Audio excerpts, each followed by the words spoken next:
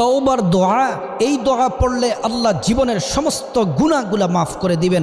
আমাদের গুনাহের কিন্তু অভাব নেই, আমরা চলতে গুনাহ হয়, ফিরতে গুনাহ হয়, প্রতিটা সময় শুধু গুনাহ আর গুনাহ। আপনি যদি আপনার জীবনের সমস্ত গুনাহ যদি মাফ করাতে চান, আল্লাহ তাআলার কাছে যদি ক্ষমা চান, এই আয়াতটি কোরআনের পড়ুন অথবা শুনুন, জীবনের সমস্ত গুনাহগুলো আল্লাহ তাআলা মাফ করে দিবেন। আল্লাহ যেমন করে ক্ষমা করে দিয়েছিলেন, আল্লাহ তাআলা হযরতে আদম আলাইহিস সালামকে, হযরতে হাওয়া আলাইহিস সালামকে, নবীরা নিষ্পাপ মাসুম, তাদের কোনো গুনাহ নাই, কিন্তু আল্লাহ তাদেরকে ক্ষমা করে দিয়েছিলেন। আমরা তো গুনাহগার, আমরা যদি আয়াতটি পড়ি আল্লাহ ক্ষমা করে দিবেন।